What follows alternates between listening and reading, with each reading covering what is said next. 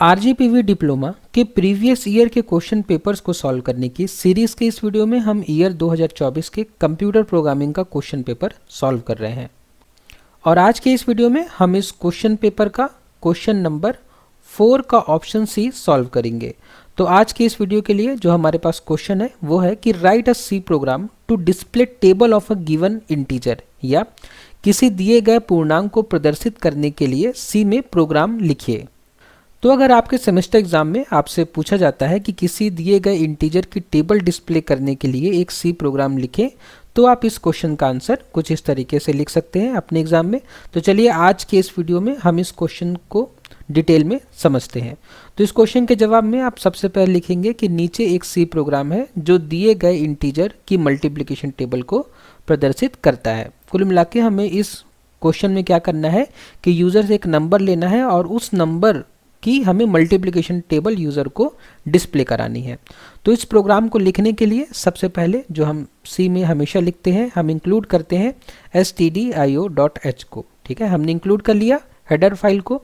Header file include करना बहुत ज़रूरी है क्योंकि हमें प्रिंटफ और स्कैनफ फंक्शन को भी यूज़ करना है इस प्रोग्राम में। उसके बाद हमने मेन फंक्शन के अंदर दो वेरिएबल्स बनाए, पहला वेरिएबल नम नाम का और दूसरा आई नाम का। दोनों ही वेरिएबल इंटीजर टाइप के हैं, मतलब दोनों ही वेरिएबल इंटीजर नंबर को स्टोर करेंगे। उसके बाद में हमने क्या किया, यूज़र से हमने इनपुट लिया। इनपुट लेने के लिए पहले हमने यूज़र को मैसेज दिया कि प्लीज़ एंटर अ नंबर। तो यूज़र ने हमें एक नंबर एंटर किया और हमने उस नंबर को रिसीव किया। ठीक है, कहाँ पे, नम नाम के वेरिएबल में। तो मान लीजिए नम नाम के वेरिएबल में यूज़र ने हमें दिया 5, मतलब यूज़र चाह रहा है हमसे कि हम 5 की टेबल को प्रिंट कराएं। ओके, तो 5 की टेबल प्रिंट कराना चाह रहा है यूज़र, तो हमने नम को लिया और 5 में स्टोर करा दिया। उसके बाद में अब हमें कुछ नहीं करना, अब हमें डायरेक्ट मल्टीप्लिकेशन टेबल को प्रिंट कर देना है। तो प्रिंट करने के लिए हम क्या करेंगे, प्रिंटफ फंक्शन के अंदर लिखेंगे टेबल ऑफ %d। %d मतलब जो भी नंबर यूज़र ने दिया है। यहाँ पे यूज़र ने नम की वैल्यू 5 दी है, तो यहाँ पे लिख के आएगा टेबल ऑफ 5। अब टेबल ऑफ 5 लिख के आ गया, जो हेडिंग हो गई हमारी टेबल की, जैसे लिख के आएगा ऐसा टेबल ऑफ 5 ऐसा लिख के आया। उसके बाद में कंट्रोल हमारा चला गया नेक्स्ट लाइन में। अब नेक्स्ट लाइन में हम यहाँ टेबल लिखना शुरू करेंगे। तो सबसे पहले यहाँ पे हमने क्या किया, आई को इनिशलाइज किया 1 से। ओके, तो आई को हमने इनिशलाइज कर दिया 1 से, और ये आई जो है 10 बार चलेगा। ठीक है, आई की वैल्यू 1 से लेकर 10 तक जाएगी और हर बार हम आई को एक इंक्रीज करेंगे। तो हमने यहाँ पे कंडीशन चेक की कि आई लेस देन 10 है, तो हाँ आई की वैल्यू 1 है, आई की वैल्यू 1 है जो कि लेस देन और इक्वल टू 10 है। तो मतलब ये कंडीशन सही है। ये कंडीशन सही है मतलब हम फॉर लूप के अंदर चले जाएंगे और फॉर लूप के अंदर जाके हम प्रिंट करेंगे। डायरेक्ट हम मल्टीप्लिकेशन टेबल ही प्रिंट करना शुरू कर रहे हैं। तो हमने लिखा पहला %d मतलब पहला इंटीजर। तो पहला इंटीजर कौन है, पहला इंटीजर है नम। ठीक है, मतलब नम नाम के वेरिएबल में जो वैल्यू होगी वो सबसे पहले इस %d की जगह प्रिंट हो जाएगी। मतलब नम की वैल्यू है 5, हमने यूज़र से जो नंबर लिया था तो यूज़र ने हमें दिया था 5। उसके बाद में ये मल्टीप्लिकेशन का साइन, चाहे आप x से कीबोर्ड के x से आप ये मल्टीप्लिकेशन साइन बना सकते हैं, ये मल्टीप्लिकेशन का साइन आ गया। उसके बाद में आया फिर से दूसरा %d। अब दूसरे %d की वैल्यू है i नाम के वेरिएबल में। ओके, i नाम के वेरिएबल में दूसरे %d की वैल्यू। तो अब i की वैल्यू क्या है, i की वैल्यू 1 है। ओके, उसके बाद में ये इक्वल टू साइन आ गया और उसके बाद में एक और %d। इस %d की वैल्यू कौन से वेरिएबल में है, इस %d की वैल्यू है नम इंटू आई में। ठीक है, तो नम की वैल्यू है 5 मल्टीप्लाइड बाई आई की वैल्यू है 1, तो 5 इंटू 1 कितना हो जाएगा 5। तो यहाँ पे 5 प्रिंट होके आ गया। ठीक है, ये स्टेटमेंट पूरा हो गया। लूप फिर से चलेगा, आई की वैल्यू इंक्रीमेंट हो जाएगी, आई की वैल्यू इंक्रीमेंट होकर जाएगी 2, आई की वैल्यू 2 हो गई।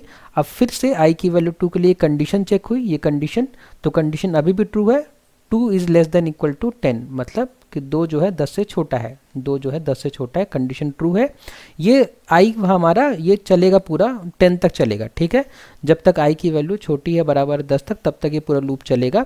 तो ये कंडीशन सही है, कंडीशन सही है मतलब हम अंदर आ जाएंगे और हम फिर से प्रिंट कराएंगे। क्या प्रिंट कराएंगे, सबसे पहले नम की वैल्यू मल्टीप्लाइड बाई फिर आई की वैल्यू 2 हो गई है। अब फिर नम इंटू आई, नम की वैल्यू 5 हमेशा रहेगी, मल्टीप्लाई आई की वैल्यू अब हो गई है 2, तो 5 इंटू 2 क्या हो जाएगा 10। 10 प्रिंट हो जाएगा। उसी तरीके से i की वैल्यू अब इंक्रीज होकर हो जाएगी 3, i की वैल्यू 3 हो जाएगी, ये कंडीशन ट्रू हो जाएगी, कंडीशन ट्रू हो जाएगी। कंडीशन ट्रू होने के बाद हम फिर से प्रिंट करेंगे, तो फिर से हम num पहले प्रिंट करेंगे, फिर हम i की वैल्यू प्रिंट करेंगे, i की वैल्यू अब हो गई है 3, तो i की वैल्यू 3 हो जाएगी, और उसके बाद में num इंटू i प्रिंट करेंगे, तो num की वैल्यू है 5, i की वैल्यू है 3, तो 5 3 15, तो 15 यहाँ पे प्रिंट हो जाएगा। इस तरीके से पूरी टेबल ये 10 तक हमारी प्रिंट हो जाएगी, मतलब 5 इंटू 10 लास्ट में क्या आ जाएगा, 50 आ जाएगा। और उसके बाद में तब तक i की वैल्यू हो चुकी होगी 10, और जैसे ही ये प्रिंट हो जाएगा उसके बाद में i की वैल्यू हो जाएगी 11, और i की वैल्यू जैसे ही 11 होगी तो ये कंडीशन जो है, ये कंडीशन ये हो जाएगी फॉल्स। क्यों? क्योंकि i की वैल्यू हो गई है 11, 11 is less than equal to 10, ये कंडीशन है गलत।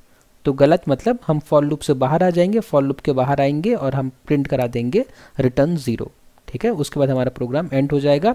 मतलब यूज़र ने हमें एंटर कराया था 5, मतलब यूज़र को 5 की टेबल चाहिए थी, तो हमने यहाँ पे ये 5 की टेबल प्रिंट करा के यूज़र को दे दी है।